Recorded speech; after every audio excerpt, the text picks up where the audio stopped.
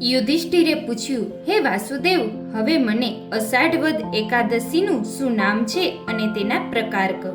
ત્યારે શ્રી કૃષ્ણએ કહ્યું, હે રાજન, પૂર્વે નારદના પૂછવાથી જે વ્રત બ્રહ્માએ કરેલું છે અને જે પાપનો નાશ કરનારું છે તે ઉત્તમ વ્રત હું તમને કહું છું, તે તમે શાંતિથી સાંભળો.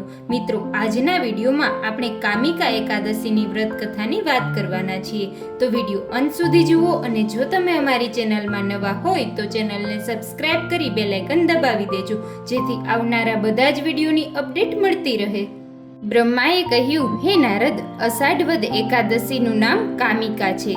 તેની કથા સાંભળવા માત્રથી વાજપેયી યજ્ઞનું ફળ પ્રાપ્ત થાય છે.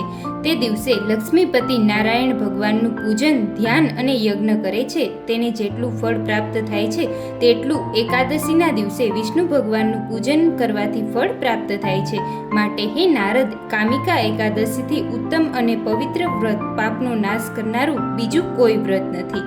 એકાદશીના દિવસે રાત્રિના જાગરણ કરવું. આ વ્રત કરવાથી ભયંકર યમ જોવા પડતા નથી, તેના દુર્ગતિ પ્રાપ્ત થતી નથી અને નીચ યોનિમાં જન્મ ક્યારેય લેવો પડતો નથી.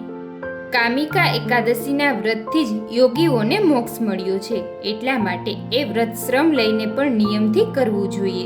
જે માણસ તુલસી પત્રથી શ્રી હરિનું પૂજન કરે છે તે માણસ પાપથી લોપાતો નથી. 1 ભાર સોનું અને 4 ભાર રૂપું આપવાથી જે ફળ પ્રાપ્ત થાય છે તે ફળ તુલસી પત્ર વડે શ્રી હરિનું પૂજન કરવાથી પ્રાપ્ત થાય છે.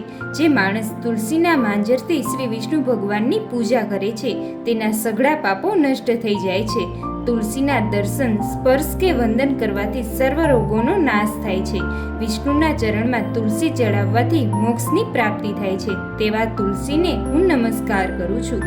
જે માણસ એકાદશીના દિવસે શ્રી કૃષ્ણની પાસે દીવો રાખે છે તેના સ્વર્ગલોકમાં રહેલા પિતૃદેવો અમૃતથી તૃપ્ત થાય છે અને તે સૂર્યલોકમાં જાય છે.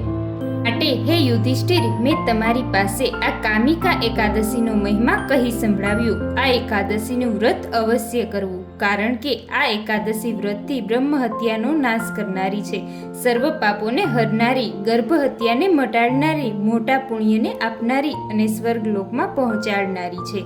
જે માણસ આ એકાદશીનું મહાત્મ્ય શ્રદ્ધાથી સાંભળે છે અથવા પાઠ કરે છે તે સર્વ પાપોથી મુક્ત થઈ વૈકુંઠ ધામને પામે છે.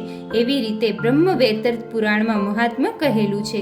મિત્રો, આવા જ અવનવા ધાર્મિક અને શાસ્ત્ર સંબંધિત વિડીયોની જાણકારી માટે અમારી ચેનલને સબસ્ક્રાઇબ કરો. ધન્યવાદ.